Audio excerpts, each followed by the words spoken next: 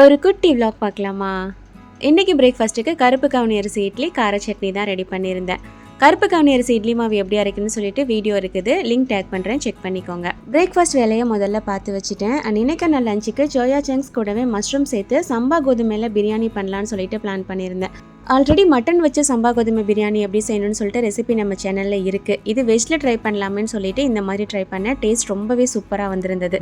மஷ்ரூம்னு மட்டும் இல்லாமல் normal vegetable சேர்த்து இந்த பிரியாணி பண்ணலாம். ரைஸ் பிரியாணியை விட டேஸ்ட் வந்துட்டு ரொம்பவே சூப்பராக இருக்கும். ரெசிபி வேணுன்னா சொல்லுங்கள், இன்ஷால்லா ஷேர் பண்ணுறேன்.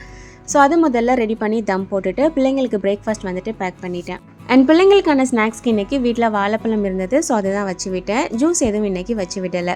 அண்ட் சம்பா கோதுமை பிரியாணி தம்மில் இருந்து பார்த்தீங்கன்னா ஓப்பன் பண்ணியாச்சு. நல்லா கம்மன்னு சூப்பராக ரெடியாக இருந்தது. அண்ட் ரைத்தாவுக்கு வெங்காயம் கூடவே ஒரு வெள்ளரிக்காவும் சேர்த்து ரெடி பண்ணியிருந்தேன். கூடவே பாயில்ட் எக் ரெடி பண்ணி ஹஸ்பண்டுக்கு பேக் பண்ணி அனுப்பியாச்சு. இன்றைக்கான லஞ்ச் அண்ட் பிரேக்ஃபாஸ்ட் இதுதான். தேங்க்ஸ் ஃபார் வாட்சிங்.